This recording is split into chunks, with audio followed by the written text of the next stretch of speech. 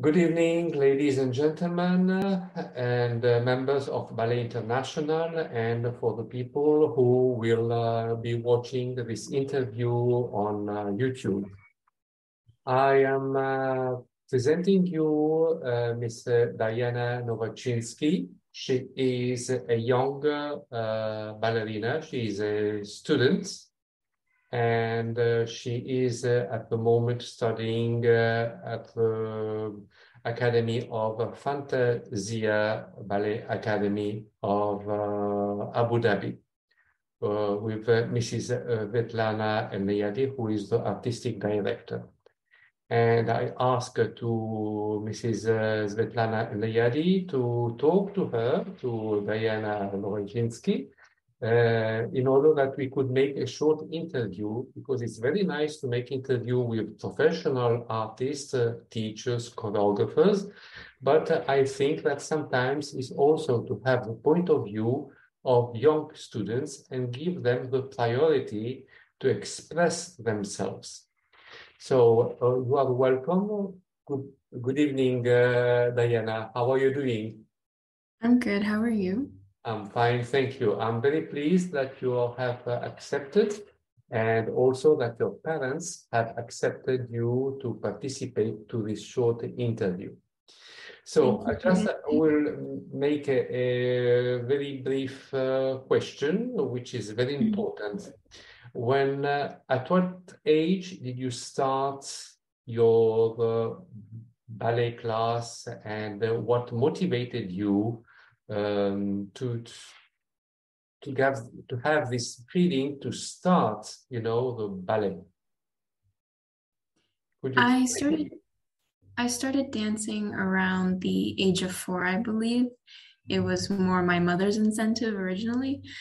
And then eventually I just fell in love with the feeling I had when I was dancing and being able to express myself differently.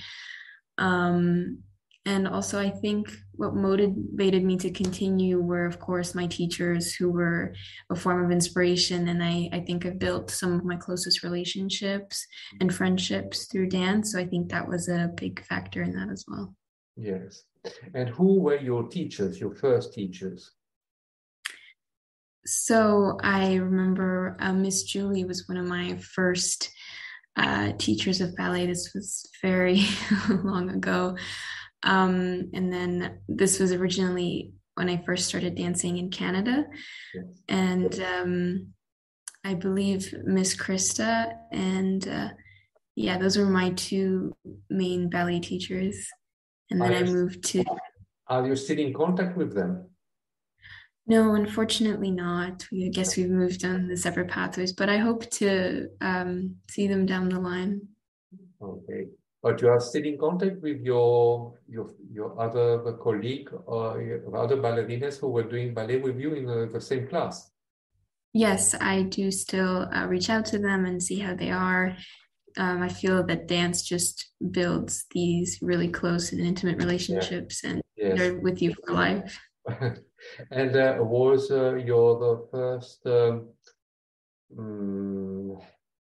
your first classes were based on Royal Academy of Dancing or on a Russian system, on Vaganova?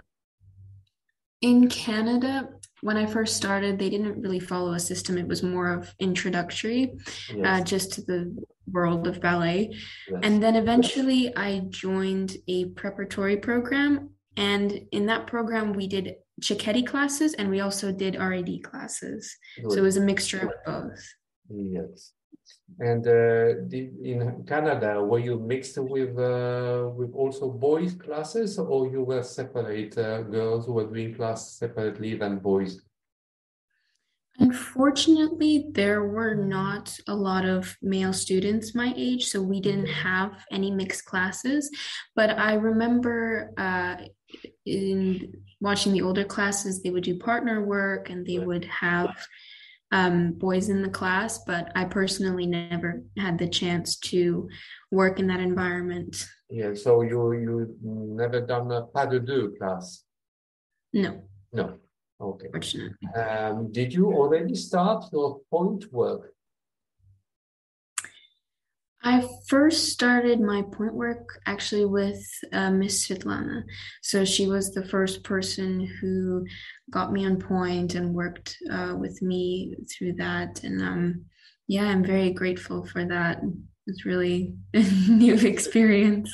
She is a very good teacher, Mrs. Yes, Svetlana. She's a very much very so. good teacher because I have seen some videos of her and of her students and the choreography and the costumes, the choice of music is really wonderful. Yeah. And this is also very good for Abu Dhabi, for the United Arab Emirates, to have such a good teacher. Yes, I And agree. how many hours do you work per day, and how many days per week? Um, it fluctuated due to COVID. Yes. So before, when we were preparing for competitions and before COVID hit, it would definitely be uh, almost 2.5 hours during the weekdays for 3 days, Yes. and then we would rehearse for full days on the weekend. Mm. So it was very intense. Yes. And then with COVID, we had to switch to Zoom, and we still continued the classes, but the hours were definitely a lot less just due to the circumstances. Yes. But now we're slowly picking it back up, and our classes have increased, and we're back at the studio. So that's really wonderful. I think now the situation of COVID also is getting less dangerous everywhere in the world. So you don't have to do the class with a mask. You don't have to do, you can breathe some pure oxygen because it's I very know. difficult to do a ballet class or a gym class with, this blue Yes. thing, which is, Just out of breath constantly. yes, yes. So when you are doing the ballet class, of course, you start with the bar, maybe you do some warm up, and then how long is the bar that you do usually with Mrs. Svetlana or with other teachers? Well, we begin the class with a short preparation to welcome everyone and just to kind of set the tone for the class. Sort of And a sort of reverence that you do before the class. yes, Yeah. yes. And then we head to the bar, and it depends on the class, but we tend to spend a lot of the time at the bar because we really want to build our foundation and Yes. prepare ourselves Yes. because we're still learning, and I think we just want to have that sort of stability and really go into like the nitty gritty of the technique, and then we head into the center and we do some exercises there, and also the across the floor is part of our classes. So yeah, we have like a very well-rounded schedule. Yes, and then in the center work, you built up some adage, some Mhm. allegros, and then you dedicate the last minutes of point shoot, point work, or you do We also have point work at the bar. we dedicate a certain class in the week to point. So we would spend the whole class doing point work at the bar, in the center, and across the floor as well. Yes, and do you find it a little bit difficult sometimes to get used to some new movements, some new enchaînement that you are learning, or is it for you something easy that everything comes easy, pirouettes and fouettes and all type of fouettes, and is it easy for you, or you have to struggle a little bit and you say, oh my goodness, I have to work on that, it's a little bit tough. How do you I feel when mean, you do that? I personally believe that in ballet, nothing really comes easy. It's a lot of effort and it's a lot of work. And um, I feel there are definitely certain things that I learn a lot faster than Yeah. others, but yeah, it really just comes down to practice and really pushing yourself and challenging yourself Yeah. to do something that may be a little bit scary or unknown at first. Yes. And do you learn sometimes some variations of a ballet, like some variation of Sleeping Beauty or Coppelia or Swan Lake? Are you starting to learn that? Yeah, slowly.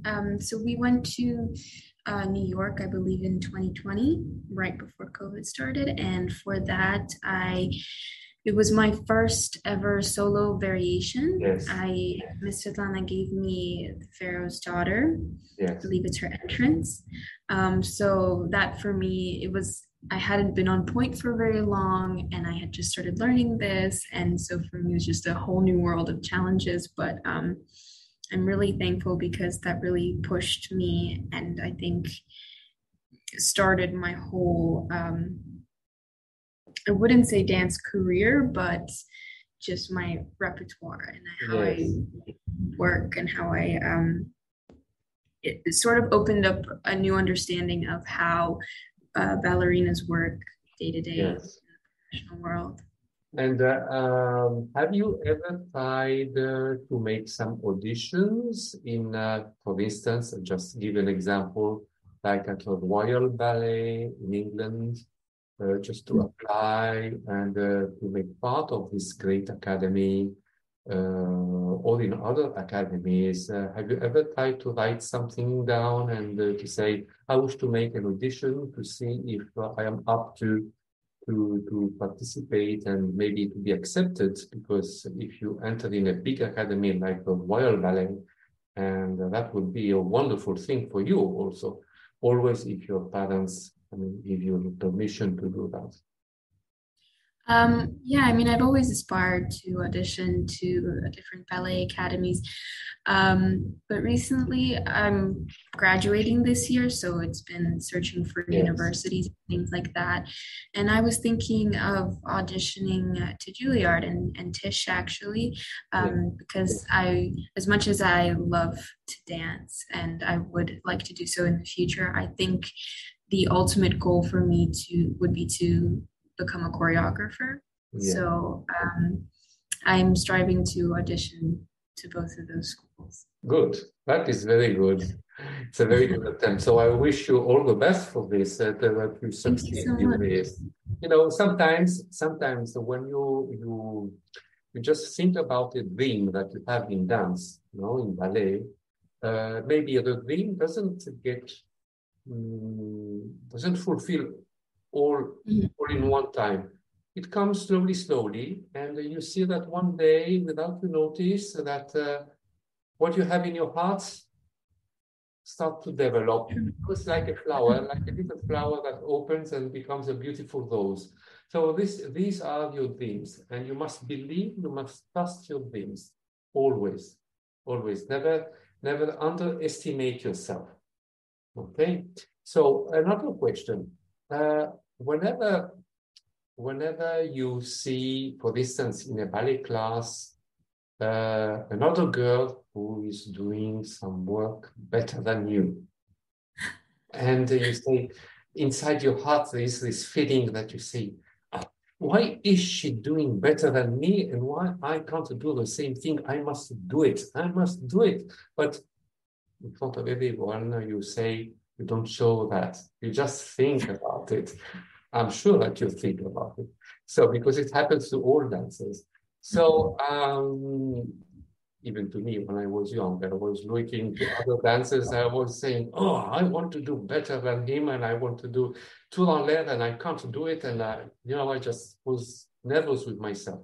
So, did it happen Mhm. to you also, the same feeling that you have in class, and you see another girl who is doing something better, and you see that the teacher say, "Oh, bravo, you have done this wonderfully," and to you she doesn't say anything. So do you get a little bit frustrated about this? I feel that when I was younger, I feel that that would have probably been the case. Yeah, But ever since I joined Miss Svetlana, I really like her mentality. yeah, Because she always thinks of us as one big team, even within the class. And rather than saying things that, you know, like, oh, I'm jealous of this person. Yes. It's more of, I see that this person is excelling at this. Yeah. I should go and speak to them and see how they do it and learn from them. So I think, and the connections that we have in the class, I just feel very comfortable to go up to one of my colleagues and just ask, okay, so what are you doing to achieve this? And I think that that's really helpful.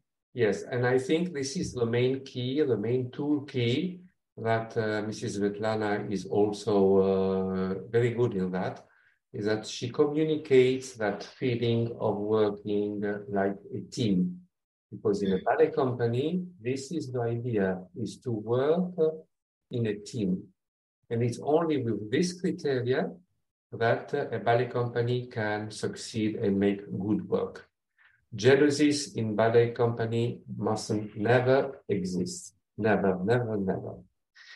So what is your dream in maybe 1 decade or maybe in 8 years' time that maybe you one day, you never know, you become somebody important, you know, like Marianella Nunes, like Osipova, like, you know, somebody important in ballet. And what is your dream to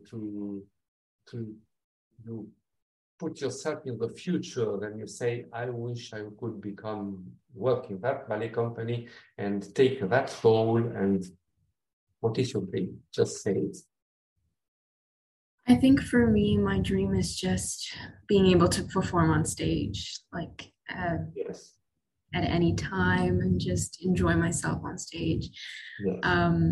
Of course, I aspire to be like all those incredible ballerinas that you mentioned, but just even be able to experience those feelings that you get when you're performing on stage, for me, that would be living the dream. Is there a ballerina in particular that you take as an example when you see on YouTube videos that, for instance, I just name a few, Diana Vishneva, Osipova, or Marianella Nunes. Is there some other ballerinas, or maybe those that I named, that you take as an example in the technique that inspires you to work like them? We're often told to look back to the roots of the Vaganova education. Yes. So I really do enjoy watching those old videos of Ekaterina Maximova and Maya Plisetskaya. I think that their work is just undeniably so strong, and their technique and the way that they present themselves on stage. I really try to emulate these things in class. And I think they're great inspirations, and they really show what true ballet is. Yeah. Well, you are referring to the old video of Maya Plisetskaya and Ekaterina Maximova and all these great artists of the past. And you also have a wonderful ballerina her name is Natalia Makarova. She's also working in the United States. But she has a great sense of humor. She's a great artist, and she is a great dancer. Now I think she coaches, but you can take her as an example. And there is a new one, a young new one, who is already principal dancer of the Mariinsky Theater. I think you heard of, is Maria Koreva. Yes, I follow her on Instagram. Yes, because she's also very good in. Many people don't like her. But in some roles, she has a special style. And you, when you dance, what kind of style do you have? Do you reflect as who?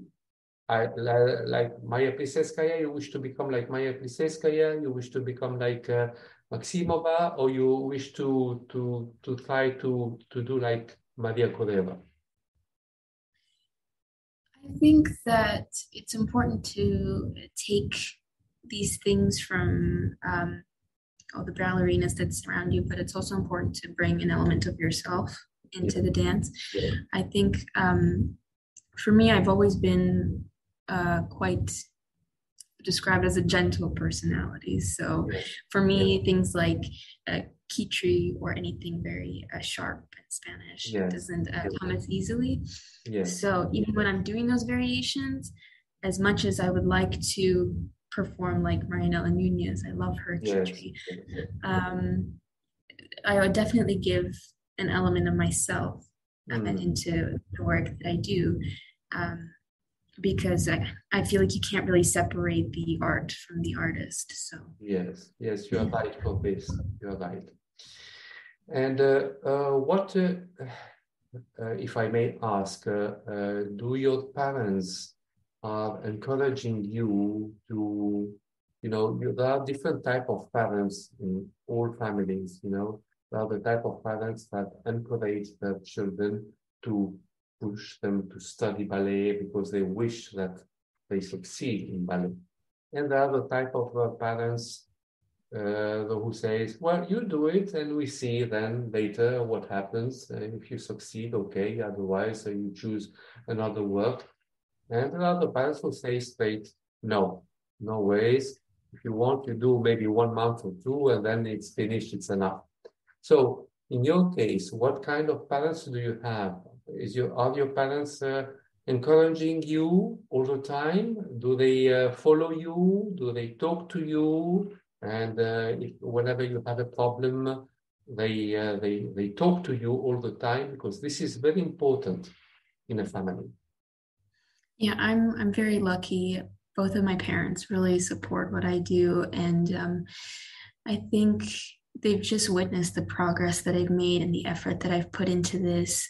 I think any person doing ballet understands that it's just about learning to balance your life with your studies, with your classes. Yes.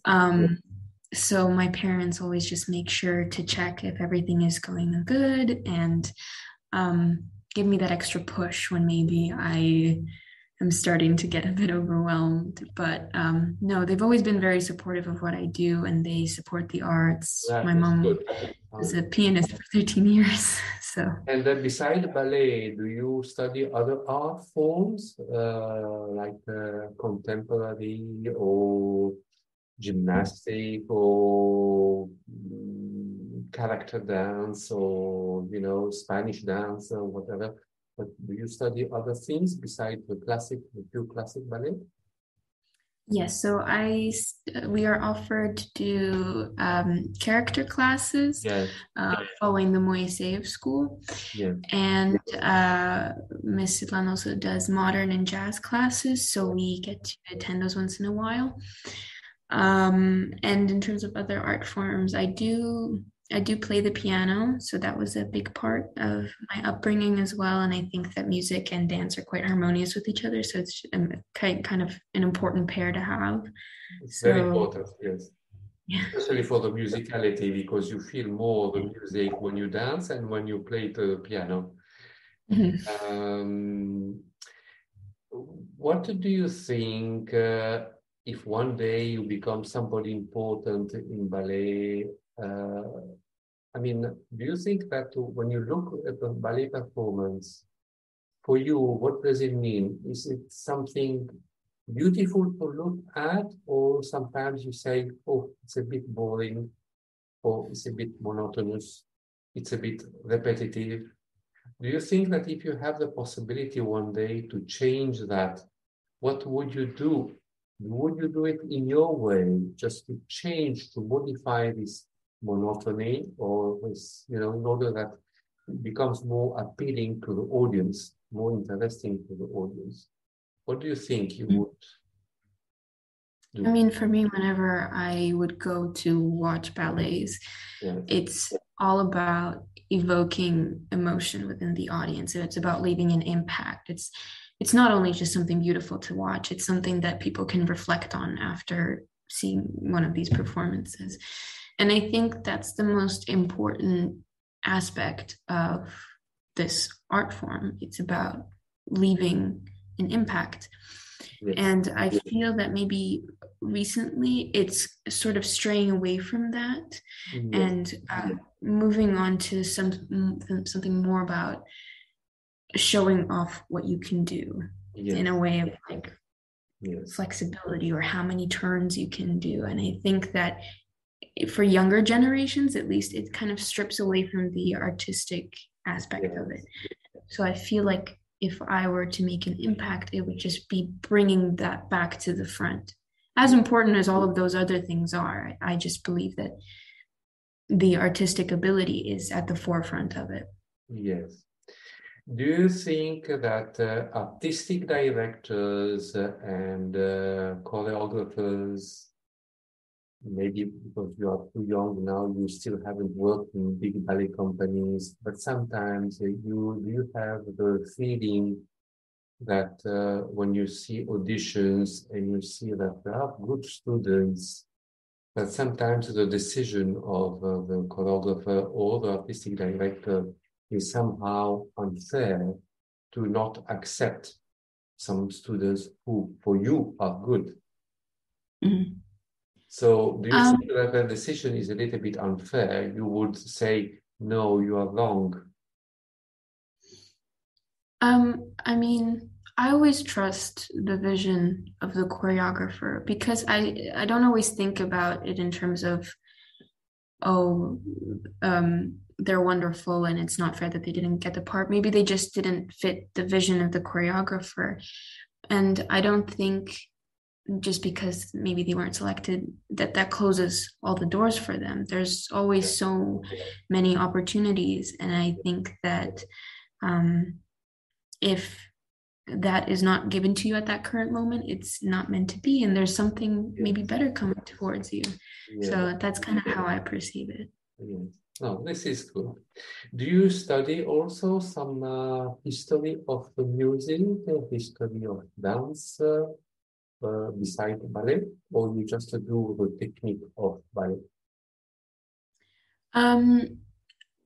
We don't study it as an individual class. It's more of throughout the class. Ms. Svetlana explains to us the history and the music. And she always sends us material that we can look at and we can read to just for our own minds to keep developing and learning. That is very good. That is very good. And so a little question on Mrs. Svetlana. How many years have you now you are working with Mrs. Svetlana? I believe it's 6 or 7 years now. 6, 7. Wow, it's quite a long time. And what do you think about her as a teacher? Now, don't be scared because she's going to look to your video. Just say what you feel. I'm honestly so grateful for her guidance. It always baffles me when I look back at videos of my younger self dancing and then to where I've reached now. It's all thanks to her.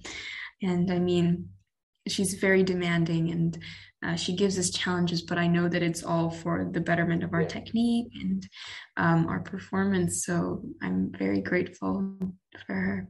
What do you mean by demanding? You mean that when you do a mistake, she asks you to do the movement again and again and again and again, thousands of times, or demanding just, okay, this is wrong, you do it again, but once. Which for teachers, once doesn't exist because it's 1,000 of times. It's more the first option, but we really want to strive for that perfection. Okay. So when you do, for instance, a holiday in fifth and preparation fourth, and then pirouettes, how many pirouettes do you do? Honestly, I think I can do about two, yeah. Two. Mm-hmm. Okay. Mm-hmm. Not much of a turner. Never happened to do more than two? I think we always, when we discuss turns, it's not about the amount that we can do, but it's whether we can stop ourselves and just hold it there. Yeah. And that's kind of our main goal, to Yeah. just be able to balance and stay there. And for me, two has been my Yes. limit, and maybe at three, I'm already starting to fall. My teachers used to tell me, it's not the quantity of turns that you do, but you may also do half a turn.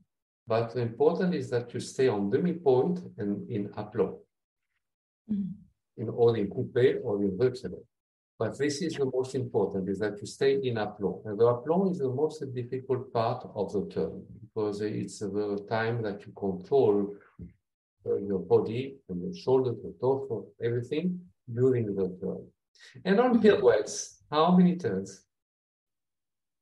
On pirouettes, also two. On Yeah. point, sorry, on point. Oh, on point. On point, it's about one. Yeah. One. It's better one clean than you fall off on the floor. It's a much Yeah. better. And mm,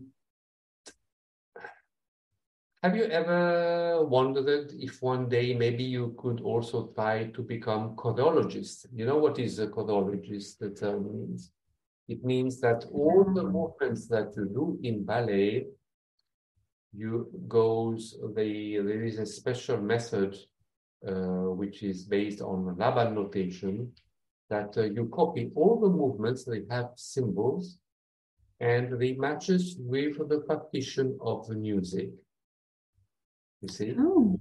Yes. So there are many ballets who have been partitioned with this Laban notation, and the choreologist has a difficult task, because has to make the movement correspond with each note of music, in order that when they decide to make a ballet production, each dance, for corps de ballet, for the soloist, for the principal, or for the ensemble, have their own score of the Laban notation with the music.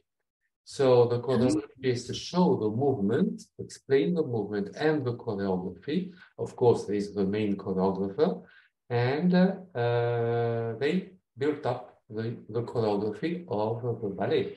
And this is how they usually do in England, at the Royal Ballet. But there is a full course, a full class that you follow, I don't know for how many years, to become a good choreologist. So this is a new type of work that also many young people would like to do. But, ballet, younger students are more inclined to do only ballet, but not become choreologists. But it's something that maybe could help you one day to discover what it is, So now that I talk to you, you just read about it on internet. You will find some things about choreologists, how to become choreologists, and maybe this could help you to develop the idea, because I see that the way that you express yourself and the way you talk, you have a lot of talent, and this is a very good. And I like the reply that you have been giving so far. And so maybe, of course, now you are too young to say, I wish to become this or I wish to become that. But maybe one day it's better to learn few things to prepare your future, because you never know, the future is made of surprises. Maybe one day you say, I want to become the first ballerina, but life decides for you what you have to do, what is your task in ballet. Now you are only a student, but one day you will become something important, because I'm sure you will become something important. Thank you. Now, you said something really beautiful is that you like the atmosphere that you find in the Fantasia ballet of Abu Dhabi, about the team that you find in this ballet academy, which is very important. Now, as a team, when you prepare a performance, do you help each other? I mean, especially when you have rehearsals and you say to your friend, "No, look, take care. Your hair is not well prepared. Your makeup is not good, or your costume is not well, fixed." And do you help each other, or in the technique also? Sometimes when you don't get the movement correct, some other girls tell you, "No, Diana, don't do it in this way, but do it in this way. It will help you." Is that also make part of the atmosphere of the team that you are working with? Absolutely, we are always there to help one another, whether it is minute dress things or within the technique. Yeah. Yeah, we always want the best for one another, and we really want to help bring that out in each other and just support. It's never a competition amongst us. We truly are a family. Like I met people who like I would call my sisters there because we're so close. And even some of them who have graduated, I'm still in contact with them. Yeah. When you first started with Mrs. Betlana, are there other students who are now dancing in ballet companies? I think so. I know more about the recent generations and people going into university now, but I think she has a lot of students working in the dance field. Yes. I know one of her students has even gone on to do musical theater now. One of her students works for the Cultural Foundation here. Yes. And some of them, I think they do perform at dance companies, but I don't know the details. Do you think that young students in Abu Dhabi, that you go at the formal school, are they also interested about the performing art, about ballet, about not only classical ballet, but also on contemporary or just performing art in general? Is there a good interest within the young people, the young generation of your age or maybe a little bit younger in Abu Dhabi? Yeah, I think that every year there's more and more opportunities opening up for younger generations, and they've started programs to inspire younger students to take part in the arts. And it always takes me aback how many young students we have at our studio who just are so interested in ballet and they want to go and they're trying to learn this completely foreign thing to them, and it's just it's wonderful. Yeah. So you do a gala performance, one gala performance every year, or you make more? So we have typically an annual performance, which unfortunately we didn't have due to COVID for the last 5 years. So yeah, the whole studio comes together, and usually it's like a 2-hour long performance of everybody on stage, and then it fluctuates. If you are in ensemble, which is the team mostly that spends the most time at the studio working and studying with Mrs. Lana, we are sometimes invited to festivals and competitions, which we prepare for those. And there's also, we tend to have some local performances